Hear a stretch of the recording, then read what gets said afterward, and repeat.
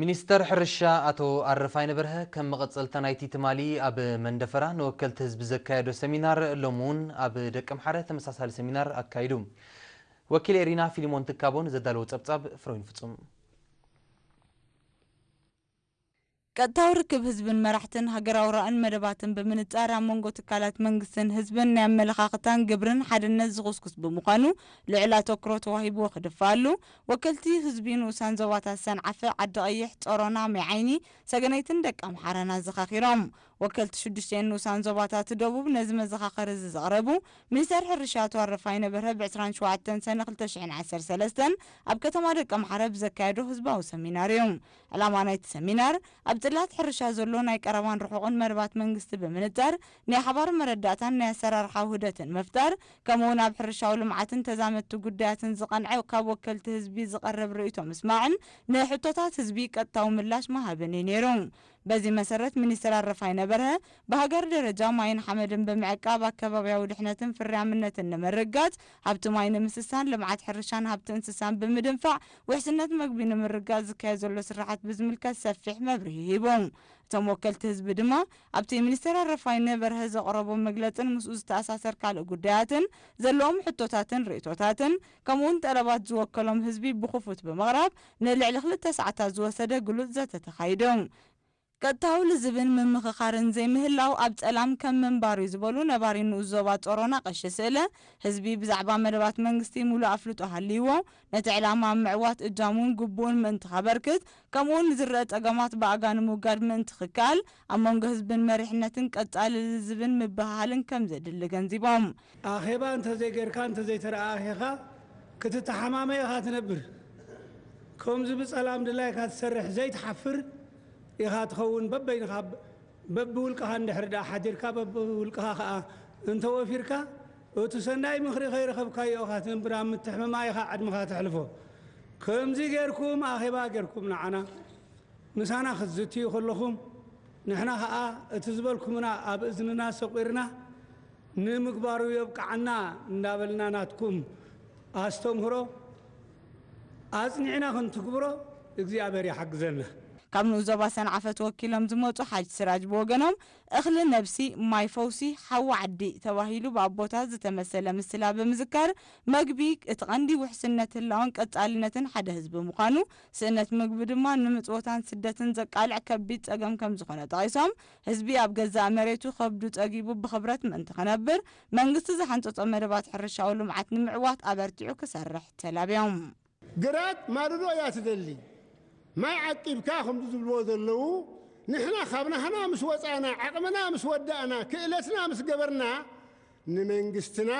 امر حلاو سغا نقص حلاو زيغا كيبلنا يزحللنا منجست سلازولنا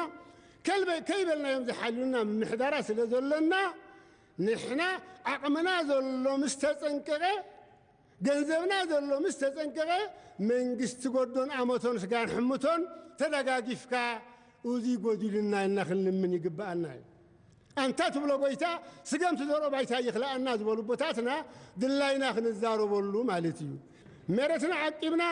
مرتنا دلدلنا مرتنا حرشنا انسسانا لدي من هي قاسينا كن كيد كلنا كل شيء كبرات كرعة كن كون ألنا لبدا بسنا نوجد الله سمالي زلوا معي جزاوت كل شيء سنة ذي إنا نفلت إنا حياي طول الكرمتي في السهاد اللو تسفاد اللو خرمت لنا مولو يقبر لنا إذن قانتن منقستنان حزبنان كم جعلنا إنا بحنصب دلنا بزيئة لمعات بزيئة برت أخونا إنا نخيد ሚኒስተር ሕርሻ አቶ አረፋይ ነበርሀ ብወገኑ ወከልቲ ህዝቢ ዘቕረቦ ርእቶታትን ሕቶታትን ኣብ ስራሕ ሚኒስትር ሕርሻ ሓጋዝ ምዃኑ ብምግላጽ ብዛዕባ መደባት መንግስትን መስርሕ ተግባሩን ገስጋሱን ሕጥረታቱን ጸገማት ህዝብን ፍትሓቱን ሓባራዊ መረዳእታ ንምዕባል ከምኡውን ዘጋጥም ዕንቅፋታት በብእዋኑ ንምእላይ ከምዚ ዓይነት ቀጥታዊ ዘተን ልዝብን ክድፋኣሉ ምዃኑ ገንዚቦም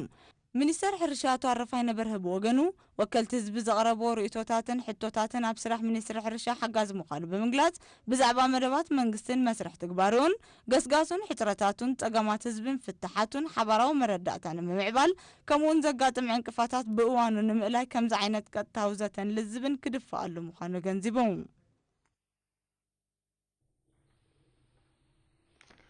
ኣብ መላእ ሃገር ካብ 6 ወርሒ ክሳብ 5 ዓመት ንዝዕድሚኦም ህፃናት ቫይታሚን ኤ ክዕደልን ክታበት ክወሃብን ጀሚሩ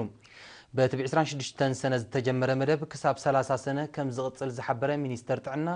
ወለዲን ኣገዳስነቱ ተገንዚቦም ኣብ ቀረበኦም ናብ ዝርከብ ትካላል ጥዕና ወይ ግዝያዊ መኽተቢ ንቑጣ ብምኻድ ደቆም ከኽትቡ ኣዘኻኺሩ ኣብ ጨንፈር ሚኒስትር ጥዕና ዞባ ማእከል ሓላፊ ኣሃዱ ስነ መግቢ ኣቶ መንግስ ኢሳቅ ኣብ ዝሃቦ ሓበሬታ ኣብቲ ዞባ ልዕሊ 9 ንመኽተብን መዕደሊ ቫይታሚን ኤን ዘገልግል ትካላት ጥዕናን ግዝያዊ ንቑጣታትን ተዋዲዱ ከም ዘሎ ብምምልካት ቫይታሚን ኤ ካብ ጋህምን ዑረትን ከም ዝከላኸልን ስርዓት ምክልኻል ኣካላት ከም ዝሕይልን ከምኡውን ብሰንኪ ንፍዮን ውፅኣትን ክስዕብ ዝኽእል ሞት ከም ዘጉድል ክታበት ድማ ኣብ ግዜ ህፃንነት ንዝረኣዩ 8 ሓደገኛታት ሕማማት ንምክልኻል ከም ዝሕግዝ ሓቢሩ ካብ ወለዲ ወይዘሮ ኬርያ ዓብደልዋስዕን ወይዘሮ ምስጋና ተስፋይን ኣብ ዝሃብኦ ሓበሬታ ብሰንኪ ጉድለት ቪታሚን ኤ ዝመፅእ ሕማማት ካብ ዝተገብረሎም ጎስጓሳትን ዝተዋህቦም ኣስተምህሮን ከም እተረድኣ ብምጥቃስ ጥዕና ደቀ ንምሓስ ንዝወሃበን ዘሎ ነፃ ኣገልግሎት ኣመስጊነን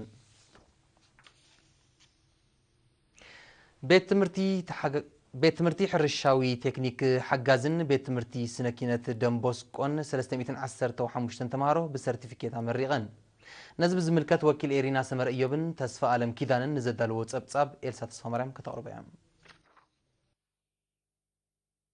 ቤት ትምህርቲ ሕርሻዊ ቴክኒክ ሓጋዝ ንክልተ ዓመት በአግሮ መካኒክስ ስነ እንስሳም ስነ አትክልቲ ምዕቃብ ማይን ሓመድን ስርዓተ መስኖን ዘምሃረቶም 128 ተምሃሮ ብ25 ሰነ ብሰርቲፊኬት ኣመሪቓ ኣብቲ ኣመሓዳር ዞባ ዓንሰባ ኣቶ ጌርግስ ግርማይን ኣደምን በርባይቶ ዞባ ዓንሰባ ወይዘሮ ዓሻ መሐመድን ዝተረኽብሉ ናይ ምምራቕ ስነ ስርዓት ዳይሬክተር ቤት ትምህርቲ ሕርሻዊ ቴክኒክ ሓጋዝ ሓው ኣሮን እዮባብ ዘስምዕ መደረ ተምሃሮ ኣብ ዝሓለፈ 2 ዓመታት ንዘርኣይዎ ጻዕርን ተወፋይነትን ብምንኣድ ሞያኦም ብምዕባል ንሃገሮም ብዝለዓለ ከገልግሉ ተላብዮም ኣብ ሚኒስትር ትምህርቲ ዳይሬክተር ጨንፈር ምዕባልን ምድላውን ካሪክለም ኣቶ ግርማይ ስቲፋኖስ በወገኑ ተምሃሮ ብግብርን ክልስ ሓሳብን ዝቐሰምዎ ፍልጠት ኣብ ረብሓ ነብሶምን ሃገሮምን ከውዕሉን ዓቕሞም ከማዕብሉን ባብ ተኸፊትሎም ምህላው ብምሕባር ንዝበለጠ ውፅኢት ኣበርቲዖም ክሰርሑ ኣዘኻኺሩ ወኪል ተመረቕቲ ብግዲኡም ተጊሆም ንዘምሃርዎም ህዝብን መንግስትን ከምኡውን መምህራንን ሰራሕተኛታትን ናይታ ቤት ትምህርቲ ድሕሪ ምምስጋን ወፍሪ ልምዓት ንምድንፋዕ ብሞያኦም ድልዋት ምዃኖም ኣረጋጊጹ እዚ ከምዚ ኢሉ እንከሎም ቤት ትምህርቲ ስነ ኪነት ደንቦስኮ ደቀ ኣምሓረ ብዓውድስታት ዕራያ መኪና ህንፃ ፅርበት ዕንፀይቲ ኤሌክትሪሲቲ ኤሌክትሮኒክስ ስራሓት ሓፂን ፅርበት ሓፂንን ቅየሳን ንክልተ ዓመት ብግብርን ክልስ ሓሳብን ዘምሃረቶም 91 ደቂ ኣንስትዮ ዝርከብኦም 187 ተምሃሮም ብ26 ሰነ ብደረጃ ሰርቲፊኬት ኣመሪቓ ርእሰ መምህር ናይታ ቤት ትምህርቲ ኣባ ኪዳነ ሰመራ ኣብ ዘስምዖ ቃል ተምሃሮ ዝቐሰምዎ ትምህርቲ ማቕፅልታ ናይቲ መንግስቲ ዝሰርሓሉ ዘሎም ትምህርቲ ንኩሉ ዝብል ፖሊሲ ምዃኑ ብምሕባር ኣብ ጽላት ትምህርቲ ብዝግበር ዘሎ ገዚፍ ወፍሪ ቁጽሪ በኣካዳሚያውን ሙያውን ዝምረቑ ዜጋታት እናዓበየ ይመጽእ ምህላው ኣረድዩ ብሓያል ጻዕሪ መምህራንን ወለድን ናብዚ ደረጃ ከም ዝበጽሑ ዝሓበረት ወኪል ተመረቕቲ ኣፍራይነቶም ብምዕባይ ኣብ ህንፀት ሃገር ተረኦም ክዕዝዙ ድልዋት ምህላዎም ኣረጋጊጻ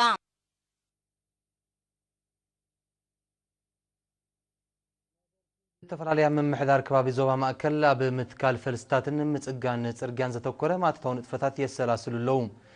ብዝወፀ መደብ መሰረት ነበርቲ ቁሸትን ጻዕዳ ክርስቲያንን ዞባ በሪኽ ብክልተ ሸነኽ ቀንዲ መስመር ቁሸት ጻዕዳ ክርስቲያን ንዝርከብ ፈልስታት ብሬት መከላኸሊ ክሰርሕሉ እንከለዉ ንዝሓረረ ተኽሊ ድማ ብሓድሽ ፈልሲ ተኪኦም ኣመሓዳር ዞባ በሪኽ ኣቶ እማሃፅን ግርማይ ንኤሪና ብዝሃቦ ሓበሬታ ኣቐዲሙ ዝጸንሐ ሬታታት ስለ ዝኣረገ ዝጸደቐ ፈልስታት ብጥሪት ክብላዕ ምጽንሑ ብምጥቃስ መምሕዳር ዞባ ማእከል እኹል ሬታታት ስለ ዝቐረበ ድሮ ሓደ ሽሕ ብሓድሽ ከም እተተክአ ገሊጹ ኣብ ዞባ በሪኽ ክኢላ ሕርሻ መንእሰይ ከሰተ ኣሮን ድማ ኣቐዲሙ ኣብ 4 ኪሎ ሜትር ዝዝርጋሕ መስመር ዝተተኽለ ፈልስታት ብሰንኪ ዘይብቁዕ ሓጹር ከም ዝድለ ክጸድቕ ከም ዘይከኣለ ብምምልካት ሕጂ ግን ሓጹርን ድኹዕን ተገይሩሉ ስለ ዘሎ ህዝቢ ብሓላፍነት ክከናኸኑ ተላብዩ እዚ ከምዚ ኢሉ እንከሎ ነበርቲ ምምሕዳር ከባቢ ገዛ ባንዳ ምስ ክኢላታት ትሕተ ቅርፂ ዞባ ማእከል ብምውሃድ ኣብ ከባቢኦም ዝርከብ ተባላሽዩን መጓዓዝያ ከጸግም ጸንሐ ጽርግያ ይጽግኑ ኣለዉ ኣመሓዳሪት ምምሕዳር ከባቢ ገዛ ባንዳ ወይዘሮ ኣልማዝ ኣብርሃ ኣብ ዝሃበቱ ሓበሬታ ኣብቲ ከባቢ ብሰንኪ ምብልሻው ጽርግያ ኣብ ኣገልግሎት መጓዓዝያ ርኡይ ጸገም ከም ዝጸንሐ ጠቒሳ ነበርቲ እቲ ከባቢ ገንዘቦምን ጉልበቶምን ኣዋሃይዶም ንምጽጋኑን ዝወሰድዎ ተበግሶ መጒሳ ካብ ነበርቲ ኣቶ ኢሳቅ ባይሩ ወይዘሮ ሙሉ ገብሩን ኣቶ ሰመረ ወልደ ስላሴን ድማ እቲ ዝሰርሕዎ ዘለዉ ዕማም ንረብሖም ምዃኑ ብምግንዛብ ብወለንቶም ከም እተበገሱን ብምግላጽ ንልዑል ኣበርክቶ ህዝቢ ኣድኒቖም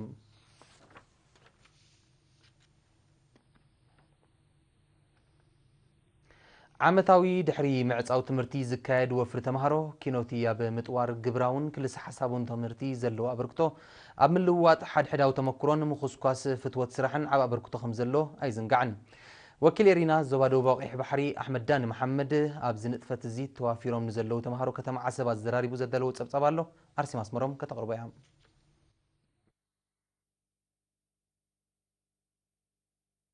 ተማሃሮ ከተማ ዓሰብ ድሕሪ ምዕጻው ትምህርቲ ኣብ ምዕቃብ ማይን ሓመድን ከምኡውን ምግራብ ዝተኮረ ማእታዊ ንጥፈታት የሰላስሉ ኣለዉ ኣብ ጨንፈር ሚኒስትሪ ትምህርቲ ዞባ ደቡባዊ ቀይሕ ባሕሪ ሓላፊ ኣሃዱ ካልኣይ ደረጃ ኣብያተ ትምህርትን ምክትታል ክረምታዊ ማእቶትን መምህር ብርሃነ ገብረ እግዚአብሔር ንኤሪና ኣብ ዝሃቦ ሓበሬታ እቲ መደብ ሓደ ካብ ዓመታዊ መደባት ሚኒስትሪ ትምህርቲ ምዃኑ ብምጥቃስ ተምሃሮ ኣብ ንኡስ ዕድሚኦም ናይ ስራሕ ልምዲ ከጥርዩ ዝዓለመ ከም ዝኾነ ገሊጹ መምህር ብርሃነ ኣስዒቡ መዓልታዊ 250 ተምሃሮ እናወፈሩ ዘካይድዎ ዘለዉ ስራሓት ኣብ ባይታ ዝምስገን ውፅኢት ይርከቦ ከም ዘሎ ብምጥቃስ ውህደት ዝምልከቶም ኣካላት ክዓዝዝ ኣዘኻኺሮም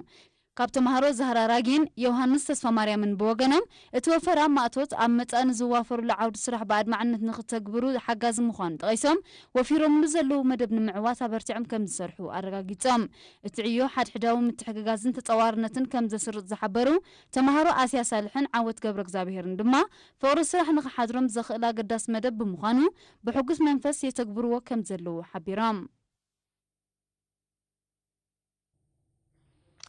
ኣብ ንኡስ ዞባ ጊንዳዕ ምምሕዳር ከባቢ ጽረት እትርከብ መደበር ጥዕና ዘድሊ መሳለጥያታትን ዓቕሚ ሰብን ተማሊኡላ ግቡእ ኣገልግሎት ክትህብ ጀሚራ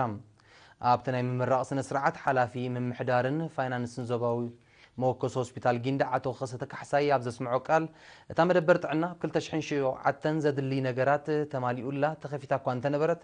ብሰንኪ ዋሕዲ ሞያውያን ኣገልግሎታ ክቕጽል ከም ዘይከኣለ ጠቒሱ ኣብዚ እዋን እዚ ግን ኩሉ ተማሊኡላ ግቡእ ኣገልግሎት ትጅምር ብምህላዋ ህዝቢ ኣብ ምክንኻናን ምዕቃባን ክዋሳእ ተላብዩ ካብ ነበርቲ ኣቶ መሐመድ ዑመርን ወይዘሮ ዓሻ እድሪስን ኤሪና ብዝሃብዎ ሓበሬታ ኣቐዲሞም ሕክምናዊ ኣገልግሎት ንምርካብ ናብ ከተማ ጊንዳዕ ይኸዱ ከም ዝነበሩ ብምዝካር እዛ ኣብ ማእከል ዓዶም ተኸፊታ ዘላ መደበር ጥዕና ግና ካብ ድኻምን ሃልክን ከም ዝተገላግሎም ገሊጾም ኣማሓዳሪ ምምሕዳር ከባቢ ጽረት ኣቶ ኢብራሂም ዑመር ብወገኑ ቅድሚ ሕጂ ነበርቲ ንኣገልግሎት ጥዕና ስታት 8 ኪሎ ሜትር ይጓዓዙ ከም ዝነበሩ ጠቒሱ መንግስቲ ብዝገበረሎም ቆላሕታ ሽግሮም ከም እተቃለለ ሓቢሩ መደበር ጥዕና ጽረት ኣገልግሎት ክታበት ቆልዑ ምክትታል ቅድምን ድሕርን ሕርሲ ኣገልግሎት ተመላለስቲ ሕሙማት ከምኡን ጎስጓሳዊ ኣስተምህሮታት ትህብ ምምሕዳር ከባቢ ጽረት ካብ ከተማ ጊንዳዕ ንሸነኽ ደቡባዊ ምብራቕ ኣስታት 8 ኪሎ ሜትር ርሒቓ ትርከብ